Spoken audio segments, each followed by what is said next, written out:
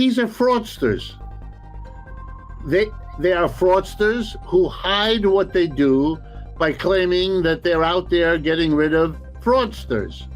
I mean, Mr. Musk, he knows what the word entitlement covers. He knows why he's using such a word, why the people have even allowed that word to function as if it were charity. Hey, it's Jordan. I am in Flint, Michigan, East Palestine, Ohio, Tumwa, Iowa. Please support the only independent outlet on the ground covering what the corporate media covers up. Hey, it's Jordan. Delighted to be joined by Professor Richard Wolff, renowned economist, also founder of Democracy at Work.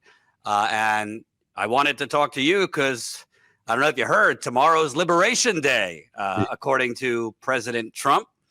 He has been teasing across the board, quote, reciprocal tariffs. It's all over the place. One day it's against these countries, the next it's against these countries. Then he wants to invade Greenland. But essentially, from what we know, we're going to get some type of plan tomorrow. It could be across the board, a flat tariff, so he says. Also, there's been reports that as his aides kind of try to talk him down, he is trying to push higher. Washington Post, Trump pushes aides to go bigger on tariffs as key deadline nears. Trump is pushing senior advisors to go bigger on tariff policy as they prepare for what the White House called Liberation Day, the April 2nd date he has set for major escalation in his global trade war. Trump advisors are in intensive deliberations about the exact scope of the import duties to be imposed, which officials have described as affecting trillions of dollars worth of trade. Okay. You're very good at breaking things down. Before we get to Trump and whether this is smart or insane, what exactly is his stated rationale for tariffs? Can tariffs be a good thing for our economy? And are his proposed tariffs a good or bad thing?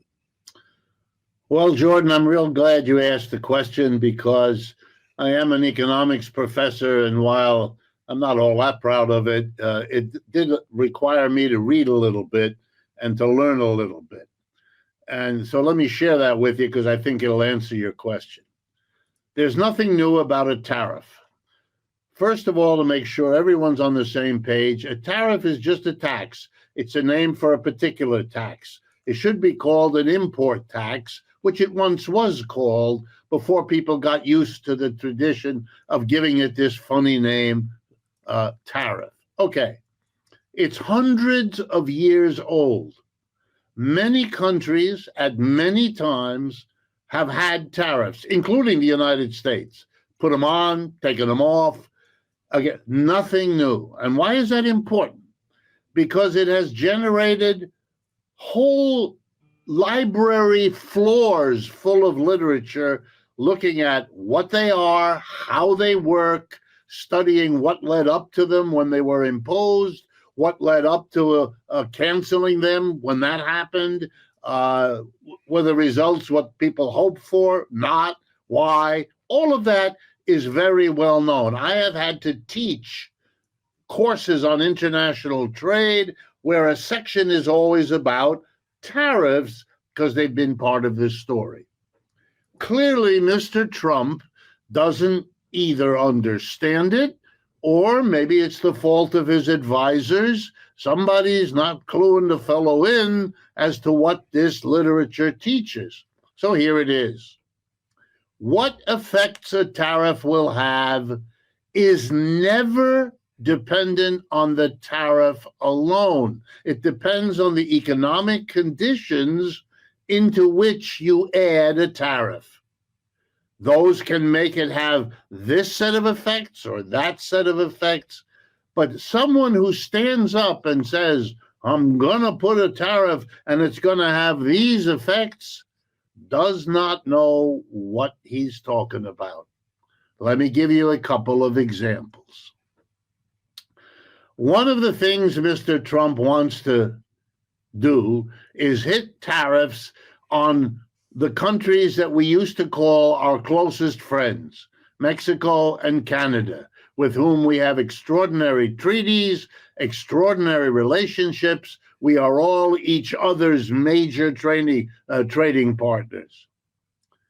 So, and we have a treaty, used to be called NAFTA, was renegotiated under Mr. Trump's first presidency. He signed off on the treaty he will now break unilaterally with no discussion. He's going to break the treaty that was signed by him.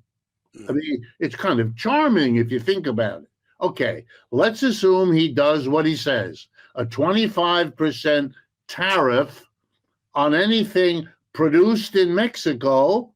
We'll start with that, brought into the United States for sale. That imported from Mexico item will be subject to a tariff of 25%. So let's take an example.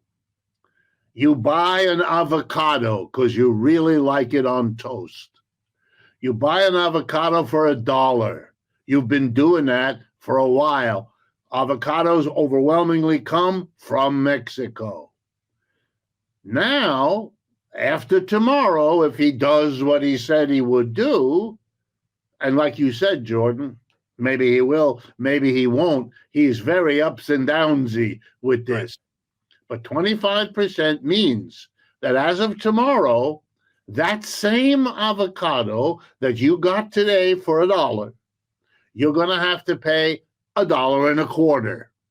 The dollar will go to Mexico to pay for the avocado. The quarter, the tariff, is money you as an American will be sending to Washington, which means that the Republican Party, which has advocated tax cuts for the last century, is now a big champion of a humongous tax increase. What will be the effect of that? Well, here we go. One effect might be that Americans are so in love with avocados and so in love with avocados from Mexico that they will continue to buy them. And Uncle Sam, or in this case, Uncle Don, will get 25 cents for every avocado Americans buy. So we will continue to have them. The president will have more revenue for the government. Good for him. And we will all have a real boost to our inflation because that item has now just gone up, and not by a little, by a lot. Now multiply this by all the goods that come from Mexico, and there are loads of them. You know why? Because of NAFTA, which is now 30 years old. For 30 years, companies have moved production to Mexico because you could pay low wages in Mexico, produce something, bring it into the United States without paying a tax. So we get lots of stuff from Mexico. For example, automobiles, and not just the whole car, but all the parts, which means as of tomorrow, the cost of automobiles is going to shoot up by a lot because a lot of our cars come from Mexico, and those that don't come from Mexico, they come from Canada, which is the same story. So we're going to see, whoa, you know what that means? Not just that your car will go up, but it means your taxi ride, which is in a car, will go up because the cost of the taxi. Everyone that's replaced because it has an accident or it's old will now have to pay a lot more. And that means everything that comes to you in a vehicle, because Mexico and Canada also produce trucks. Now the inflation in this country is going to shoot up. Mr. Trump poo-poos that. Is that because he knows it won't happen? No, that's not possible. He can't know what's going to happen. That's what the literature on tariffs teaches. He just let me ask you about his argument, which, you know, even the United Auto Workers president, Sean Fain, at least agrees in some part as far as the auto company tariff specifically, but Trump was asked, what do you, when the car companies, particularly the big three, start increasing prices on their cars, is that a risk? Trump said, and I quote, "I couldn't care less. I hope they raise their prices because if they do, people are going to buy American-made cars. We have plenty." Well, that sounds nice in theory, but you can't apply that to all industries. Like You can't if you raise prices on avocados, there's not necessarily a ton of avocado farming in America. That's right. It doesn't apply to automobiles either. If you raise the price of automobiles, you're going to have a whole hell of a lot of people not buying the automobile. They're going to keep that jalopy not for 5 years, but for 10 or for 15. I can show you many parts of the world where the prices of automobiles are such that you keep them for 20 or 30 years, and then you scavenge one out of every 5 in order to make the parts for. Oh, no. You can't know how people will react to a jump in prices. Mr. Trump, well, then they'll do that. No, you don't, Mr. Trump. That's make-believe. If you ask me, is it possible that what Mr. Trump is saying might work out? Yes, it's one of many possibilities. But even then, you would have a bad inflation. If people keep buying cars that are higher price, let me be an economist for a moment. That means they don't have money to buy other things. Right. So even if it's true for the cars, they're going to cut back on everything else. People have limited budgets, more so today than at any time in recent American history. One of the reasons Mr. Trump got elected was that Americans were angry about the inflation that happened under Biden. Now, it happened for many reasons. Blaming Biden is silly, but that's how he got into office. He's in trouble if what he does to the people who voted for them is give them a worse inflation than they got out of and voted for him because of. So he doesn't know. But let me continue. And I'm going to stay with Mexico, not because it's the only story, but because it shows you what kind of trouble we're getting into. We are deporting millions of people, or we say we're going to. We have started deporting undocumented immigrants and a whole lot of other people caught up in the inefficient way they're doing it to Mexico. Mexico's economy is not booming. You're sending millions of people. There's no jobs for those people. But wait, it's worse. Those people who had jobs here took a portion of the money they earned in their jobs here in America and sent it back to their families, their elderly parents, their children in Mexico.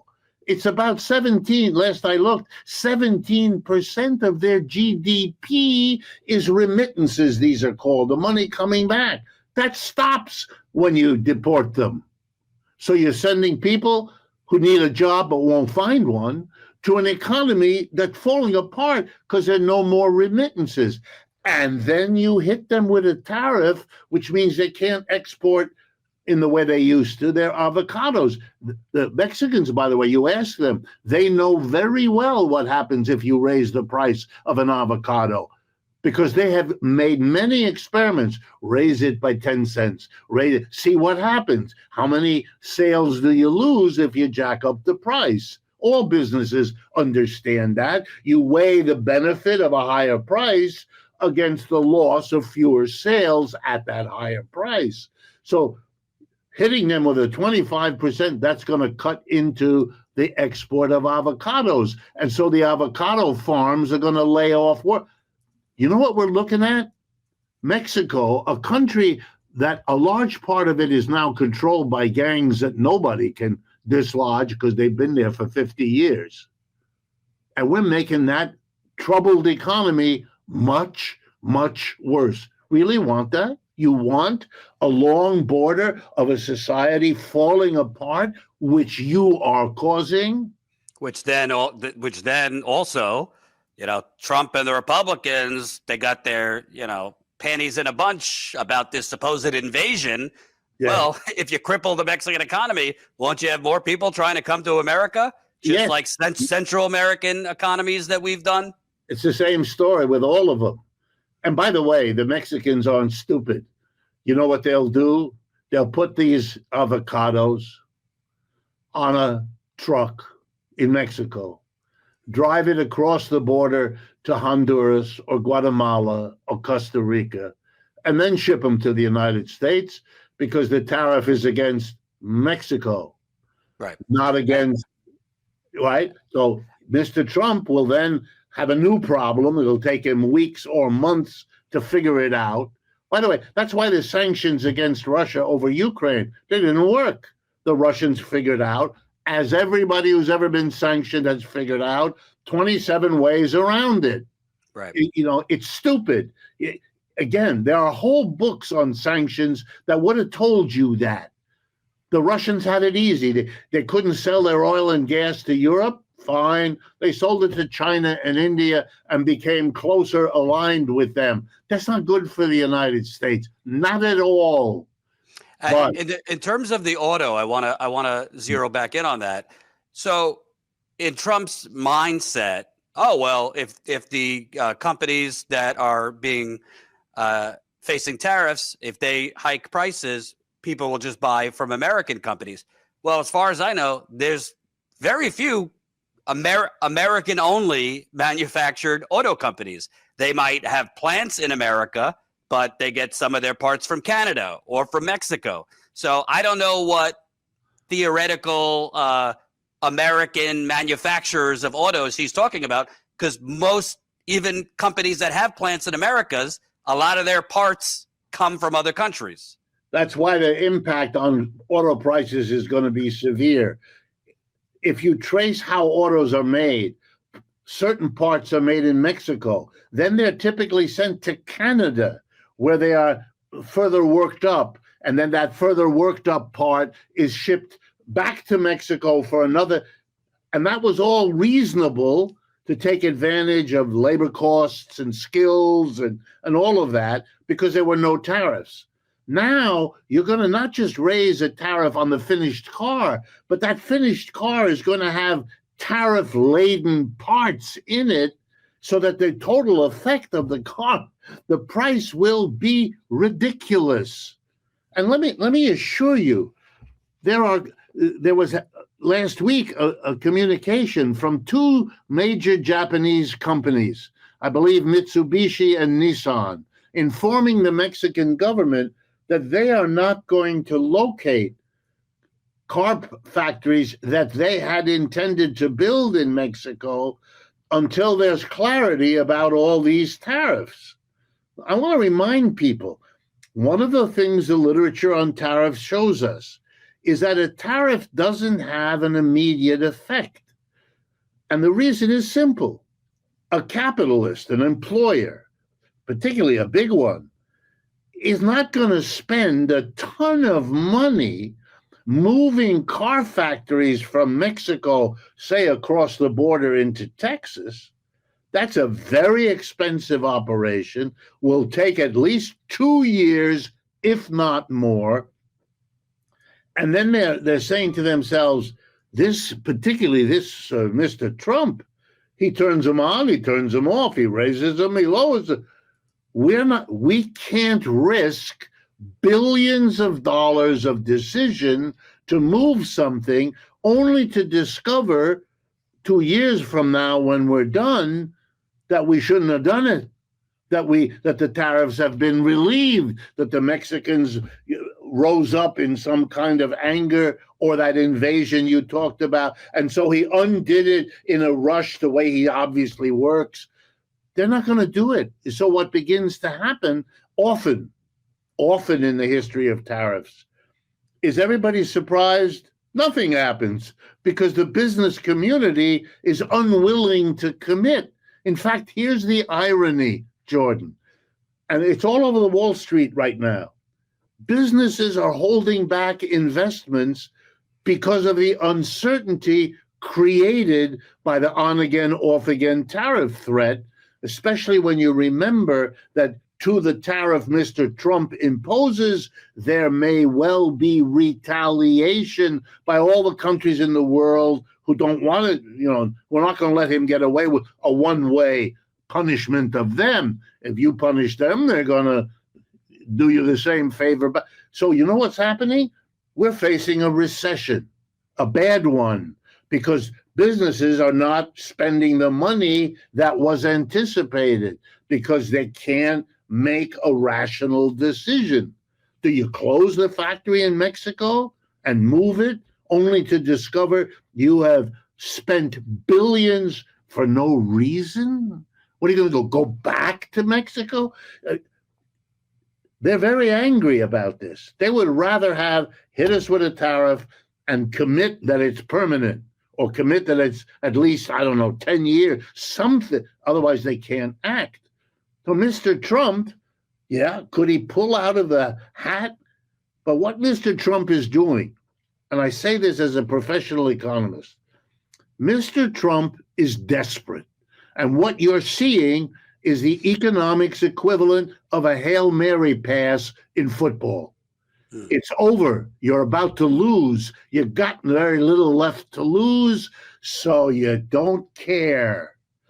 You don't care about making Canada a country that no longer sends its tourists to America. That's happening. Mexico, that will find other markets. The Chinese will develop a love of avocado, and the Mexican avocado will go to China. Canada can't sell its electricity here. You know who'll buy it? China. And I could go on. Is there a case to be made, just playing devil's advocate, that under the scenario where all the auto prices and other industry prices go up so much that, like you said, people just stop buying cars, that would harm the auto companies so much that they're forced to bring jobs, plants and jobs back to America because their demand has plummeted? Is there any argument for that? Not really. And this is very hard to explain, not because the economics is difficult. You'll see that in a minute. But because Americans don't want to think about this, which is no compliment. I mean, I'm in America. I'm born in Ohio, lived and worked here all my life. So, but here's the reality. People have to understand, why did so many American companies, including all the biggest ones, move so much of their production out of the United States over the last 40 years? Remember, what Mr. Trump says he wants to do is bring them back, reshore them, various words. Well, okay, then let's go back. Why did they go? Why is it a problem? And the answer is very simple. The wages over there are much lower than the wages you have to pay Americans. Everybody knows that. What you may not know, although you should, is that China is a much bigger market than the United States because it has 4 times the number of people and it isn't a terribly poor country anymore. So in short, the reasons corporations went were 2: lower wages and a bigger, faster growing market. If you go to a business school and you take a course, I teach those courses. You teach young entrepreneurs, you want to do well in your business, go to where the wages are low and the market is growing. That's the rule. So they went. That hasn't changed. China continues to grow 2 to 3 times faster than the United States. It's been doing that for 25 years. There's no end of that in sight. None. So you're going to tell companies, oh, we're going to hit you with a tariff, and they're going to say, yeah, I'm going to go back to where the wages are much higher and the market is growing slowly. You know what that is? A recipe for disaster. They're not going to do it. They're not going to do it. The first thing they'll do if these tariffs stick is they'll leave China and they'll go to another country nearby. That they might do. But they, of course, would be worried that he'll then put a tariff on whatever country they go to. And we're going to have a kind of a tit for tat kind of maneuvering around here. But they can't come back. It's not feasible. Or let me put it to you in a more scary way. Maybe Mr. Trump's long term is he knows what I'm saying, or his advisors do. So he knows the tariff is only the beginning. He's got to make it worthwhile. He can't control the market. The Chinese have him on that. But he can control the wages, maybe. Maybe he can drive down the wage level of the United States so it becomes competitive with the rest of the world. Let me say that in real English. Crush the American working class. Make the middle class a memory receding in the rearview mirror, something your grandparents will tell you about, but you're not going to have a steady job, and you're not going to have a decent income. And of course, you're not going to have children. And of course, you're not going to get married. You're going to scramble around, piece together a few gigs here and there, and hope that you can get by, like a lot of people in poor countries already know. Maybe that's the future. And if it is, man, the American people better stop it now before it gets some momentum. Which is a good segue, because he's now moving to strip unionization rights for most federal workers.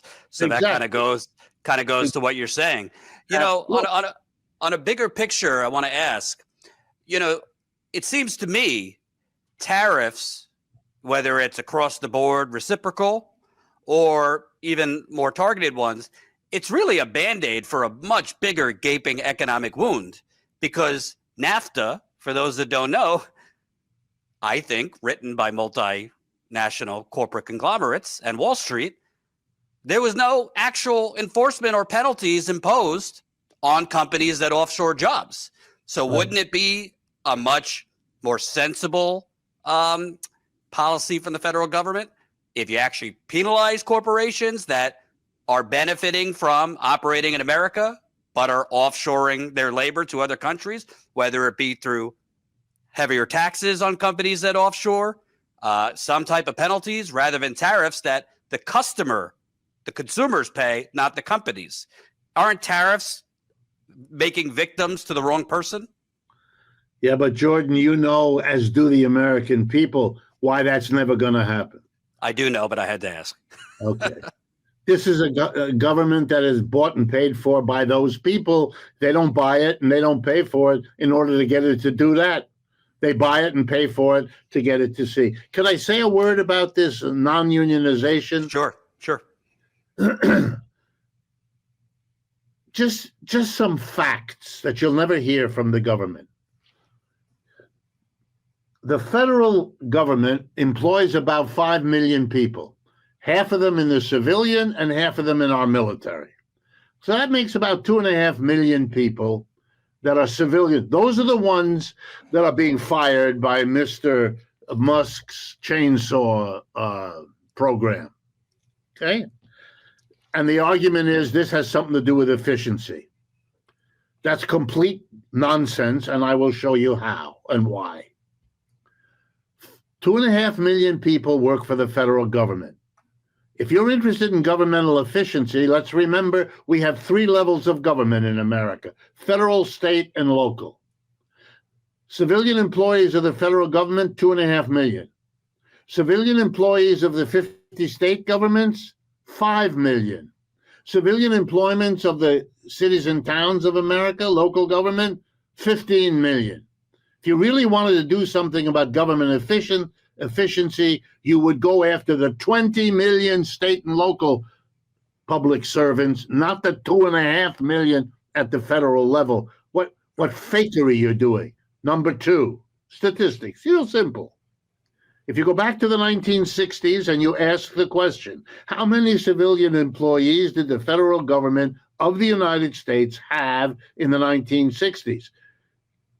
I'll give you the answer because I've done the work. 2.5 million. Let me do that again. 2.5 million. And how many today? 2.5 million. Guess what? The population of the United States is 100 million more people today than it was in the 1960s.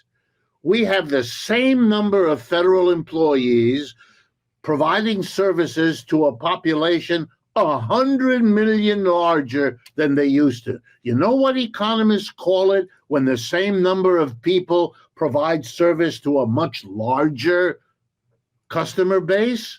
That's called efficiency, jackass.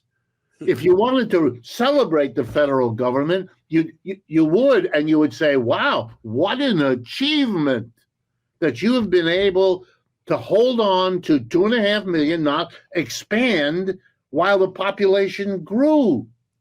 This is a fake game. This is like when they used to say, every time they savage their workforce, we're reforming our business model. Oh, stop.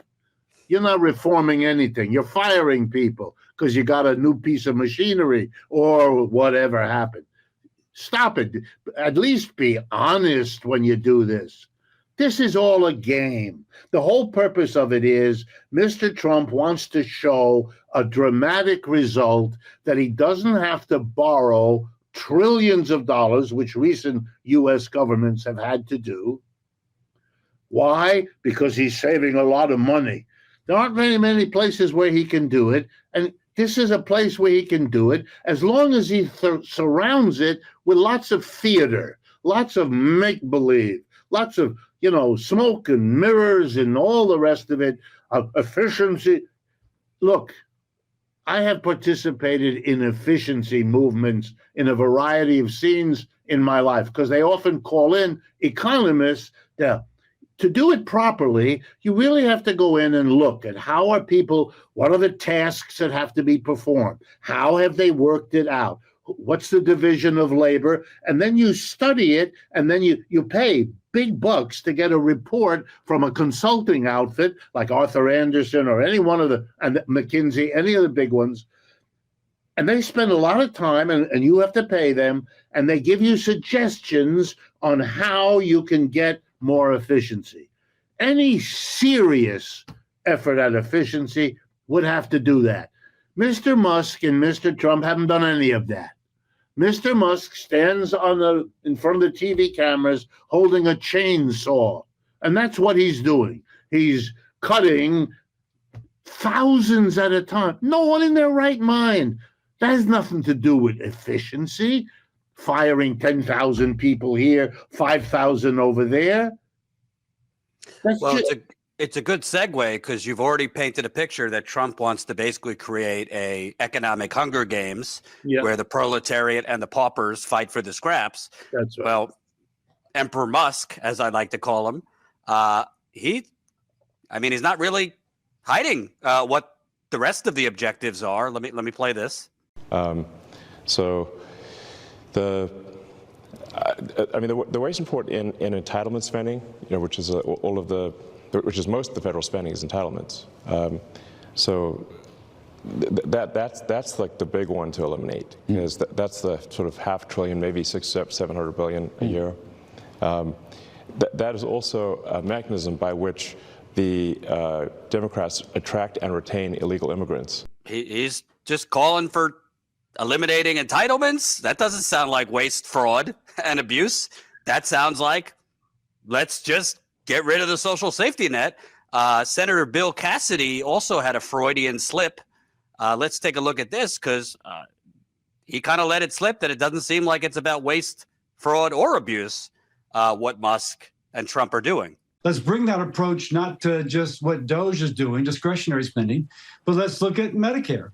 Is there some way that we can cut Medicare so that reform Medicare so that benefits stay the same, but that it's less expensive, more efficient?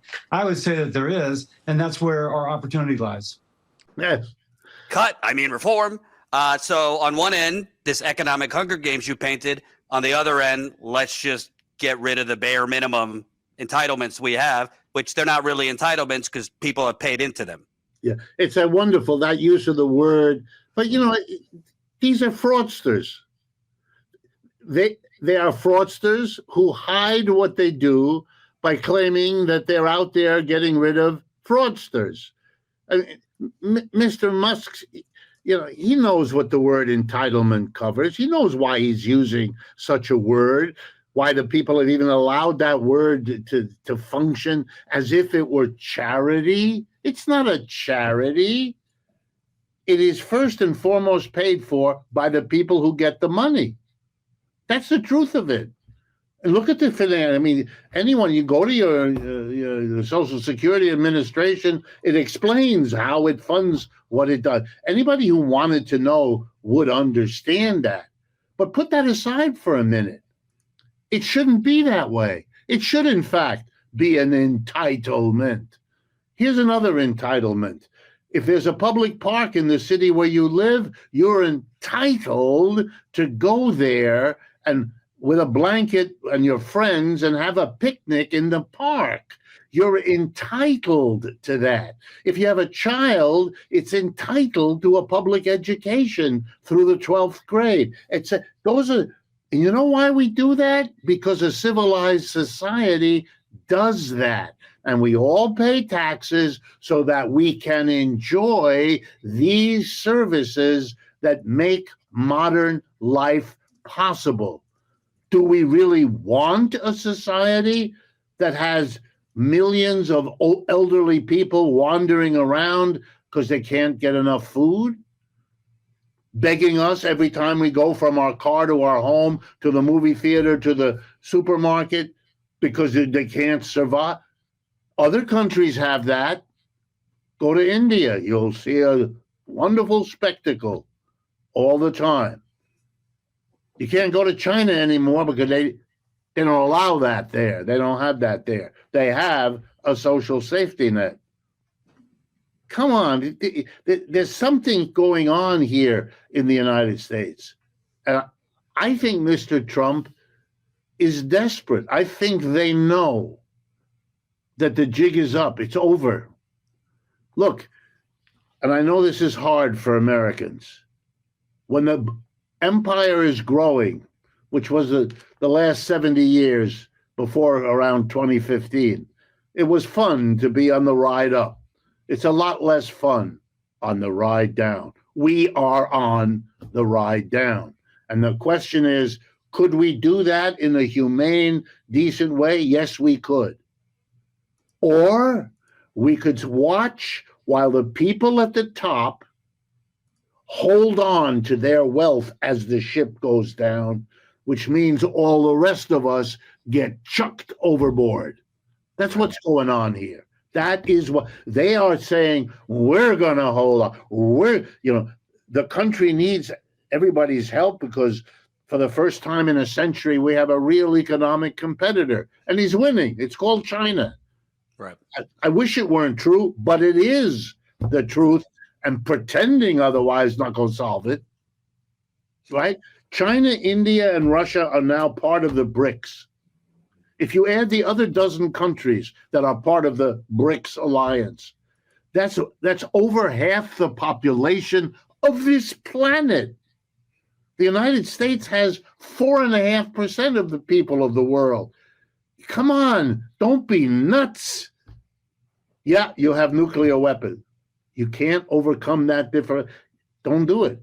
There's a reason why Ukraine is losing.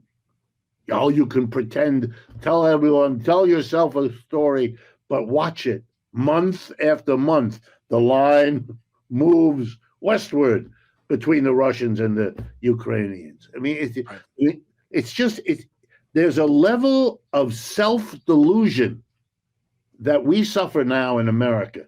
And I think maybe when empires go down, whether you go back to the Roman or the Greek or any of them, maybe that's what people do. Maybe we are denying the way others have denied when their empires went down. But it's not a recipe for success.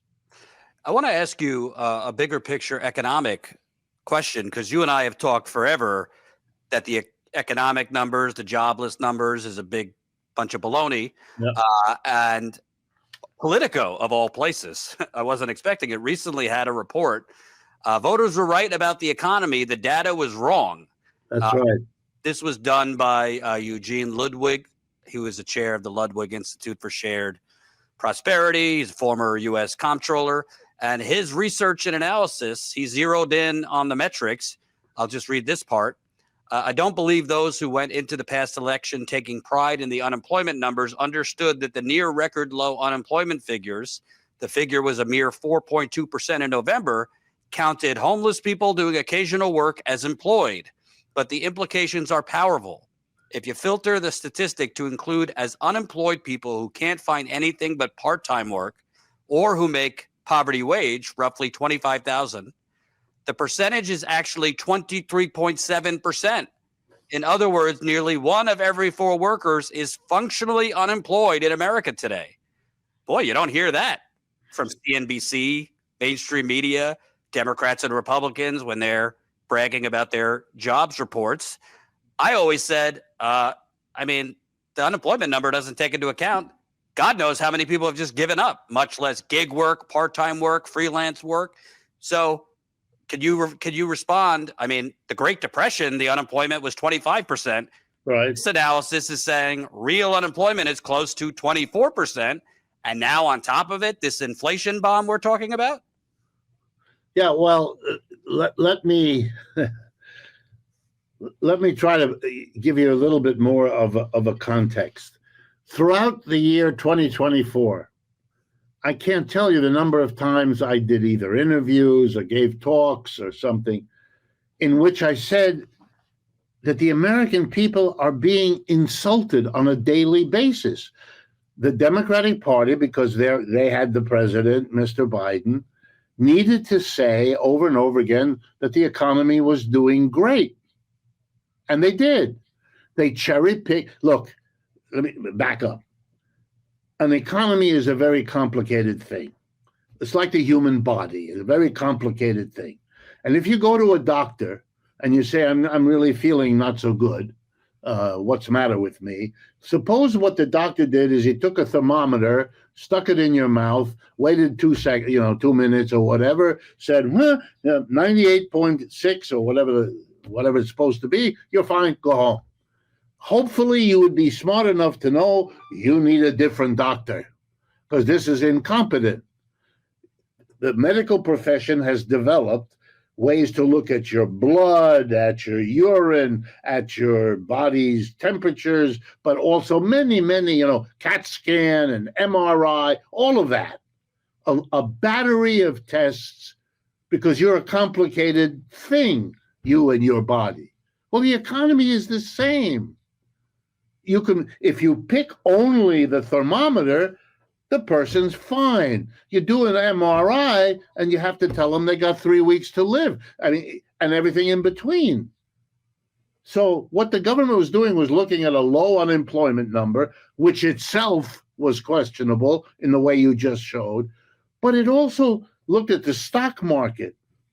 The richest 10% of our people own 80% of the stocks. So to look at the stock market tells you about the 10%, but not about the 90% who don't have stocks of any significance. So once you then started looking at what would be the equivalent of a comprehensive diagnosis of the economy, then it turned out that the mass of people were looking at something else, like the food budget of the family, or the eggs per dozen, or the rent they have to pay. When you started focusing on where people were, then there was no mystery. For them, it really is bad. And that's why I said a few minutes ago, the really big picture is you're watching the decline of an empire with the people who have the money and the political position to hold on to theirs are doing it. If I could analyze the American election, that's why Mr. Trump won. The unspoken message, I'll protect you. Give me your money, the rest of it may go. That's why he said the other day, to everybody's consternation, I don't care if the car prices go up. What? What are you talking? This is a society depends on the car. That's how people get from their home to where they buy the food with a car. They get from their home to where they have a job with a car. It's not a rational way of doing it, but it is the way we do it in this country. Car, 16-year-olds like me, eager to get their hands on the car that will make them free. We're a car. You jack up the price suddenly of cars. You think it doesn't matter. I don't care. Wow. You're not thinking. You're not watching. You have no grasp on what it is you're doing, let alone what its consequences are. And it seems the people are agreeing. This is a new CBS poll. Trump's favorability is going down. Expectations first now. Trump's policies are making you financially, when he came in office, better off. The feeling was it was expected that they'd be better off financially, 42%, now 23%. Worse off, 28% when he came into office. Now it's 42%. So I would assume, we're not psychologists, but at a certain point, if MAGA is going to feel it, I don't know if they're just such patriots that they're going to be fine with, skyrocketing prices across the board. At a certain point, I don't think James Carville has been right since 1992, but he was right. It's the economy, stupid. Could we expect maybe even conservatives to get it if prices go up? I think the conservatives will not get it when the prices go up. They will buy into some malarkey about either it doesn't matter or it's temporary. Mr. Navarro said that before the cameras yesterday or the day before. Temporary. The last time the Federal Reserve said that an inflationary spike was temporary was before the last one, and they apologized for a year after about how wrong they were to think it was temporary. All right? It's just empty. What will get the conservatives is when those people that are now disappointed begin to act, begin to express in many different ways their upset about what's going on. Then it'll dawn on the conservatives that maybe betting on the Trump horse wasn't the right one to bet on, that what he's doing either should be done in a different way or shouldn't be done because it is provoking the opposite of what people want. Look, it's already accelerating. He can't get the firing of the people in the federal government done in the hatchet way that Musk is doing it. So those people are going into the courts, understandable. And so there are a lot of judges who are looking at it and saying, well, you didn't go through the procedures that are there for that. So I'm undoing what you just. So now they have to threaten the legal system. They have to threaten the judges. Mr. Trump yesterday had to go shake hands with everybody on the Supreme Court because he can see that that's where a lot of this is going to end up, and he has to worry about how that goes. But then maybe he'll do a number and start impeaching. He's getting caught in his own drama, and he doesn't look like a person who understands limits. That's when the thing, when people start to see the judges arrested or stuff, then we're going into another level of this. But yes, that's where it's going, and that's because they're doing they're doing what's rational for them. And that's why we're not going to persuade them. They want to hold on. In a troubled economy, Mr. Musk owns $400 billion. Okay? If you took away $100 billion of him, he'd still be the richest man in the world.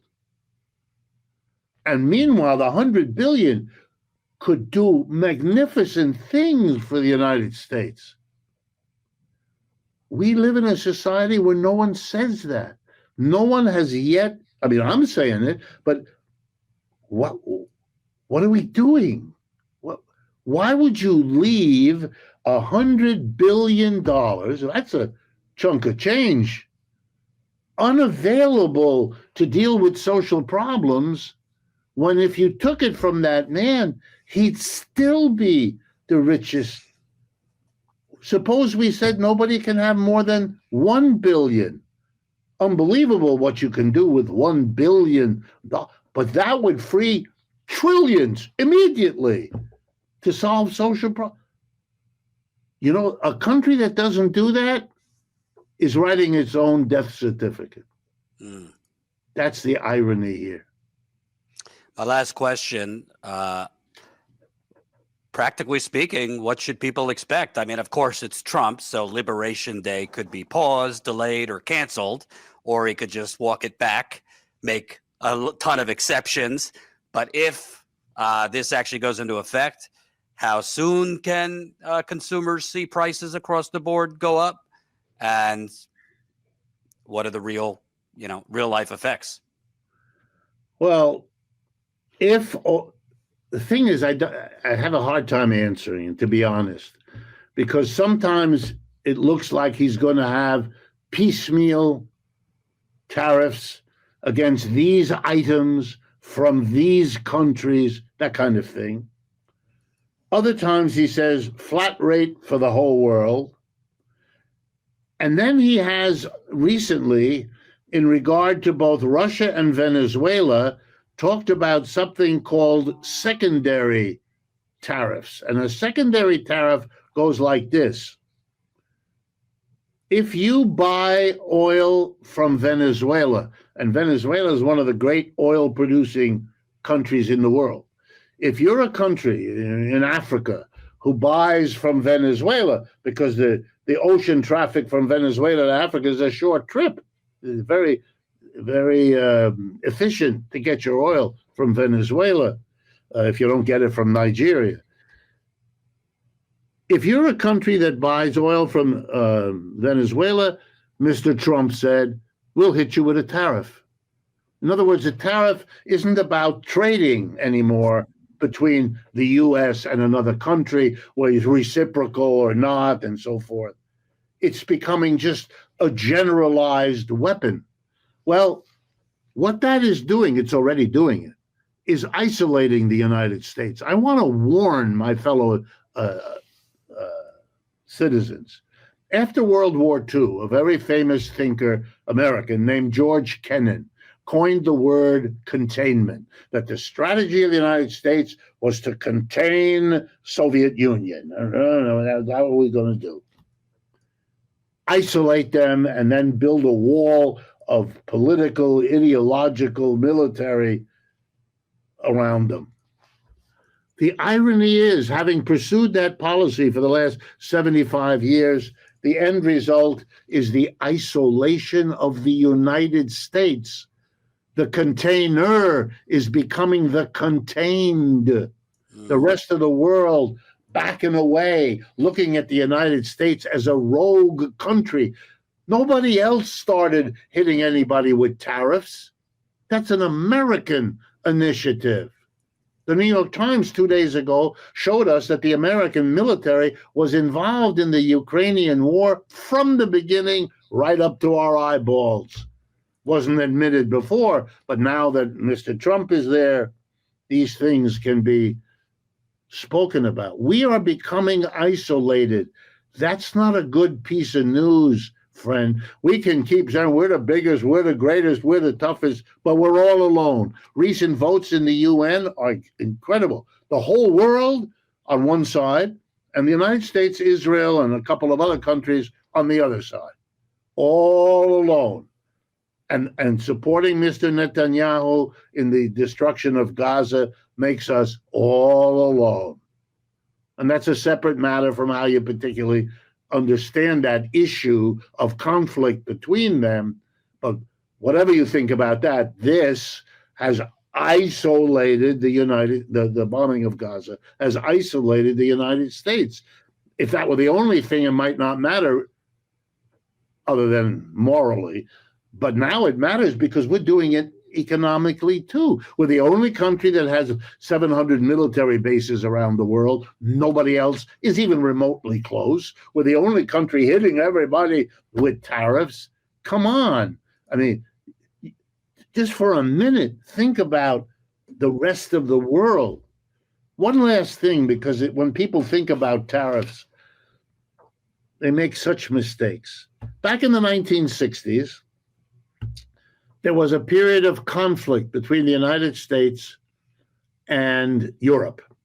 The Europeans had recovered from World War II and knew that the most important industry at that time was the automobile industry. And if the Japanese and the Germans were going to recover from the devastation of World War II on their territory, they would have to prove themselves and the world by beating the United States at its number one industry. They would have to produce automobiles that were better and cheaper than those coming out of GM, Ford, Chrysler. And they did. The first one were the Germans, that was the Volkswagen Corporation, and the second one was Toyota out of Japan. No accident. They went to work, and the Americans were horrified, because we were now going to lose our dominance in the automobile industry, which was the industry of the 20th century. So we went to work and we threatened the Japanese and we forced on them a quota system. I don't know if people are familiar, but for many years around then, the deal was the Japanese were forced to agree they would not sell more than X number of cars in the United States, and that was monitored. They couldn't ship them here and they couldn't sell them. So that was the way they limited the competition. Those cars sold out right away. If you wanted to get one, you often had to pay above list price because they were scarce, etc., etc. Didn't work. So a second way was found, tariff. And the Europeans were told, okay, we will let you ship as many cars as you want, and we won't bother you with the cars, but we're going to carve out a special exemption. And here's how it's going to work. We'll drop the tariff on cars very low, I think it's 2%, which it still is. But for one exception, the pickup truck. The pickup truck made abroad in Europe, brought to the United States, has a 25% tariff and has had it for 50. It's applicable now and has been for 50 years. Americans are in love with their pickup truck. Why? Because the profit on it is much higher than the profit on a car.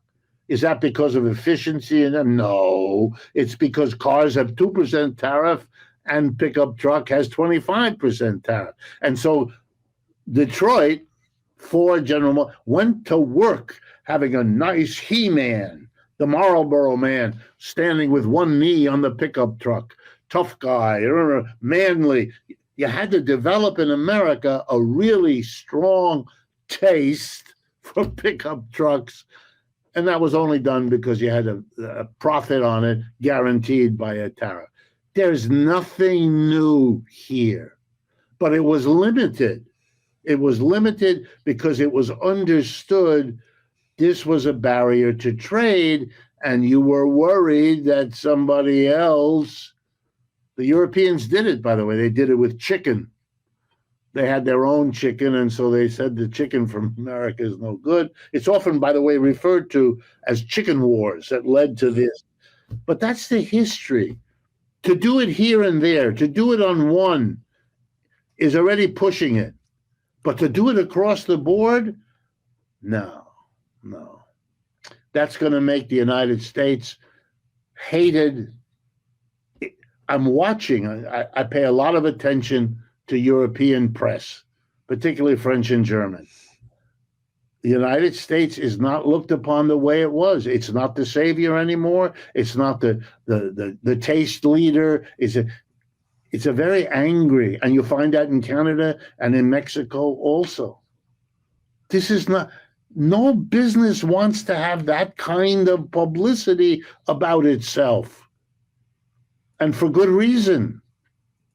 It's very complicated why people choose to buy this or to buy that. Mr. Musk is discovering the damage to the Tesla corporation of the last 3-4 weeks is incredible. The stock has collapsed around the world. People are trading in their Teslas. They don't want to be the one in their neighborhood who drives that thing. Wow. The world of advertising is what it is, and you can flaunt it, but it's not going to make your car sales any better. So for me, again, you're watching a downturn in which those at the top are holding on. They don't want to share anything. They want to make sure they come out of this downturn with what they have. By the way, does that work? Mostly it doesn't. Right. Because in the end, it won't be the external that undoes them. It'll be the internal that rises up and says, not anymore. Thank you very much, Professor Richard Wolff, economist, founder of Democracy at Work, which you could check out on YouTube. Great YouTube channel. We will stay in touch. Absolutely. Thank you, Jordan. Good to Thank talk. you.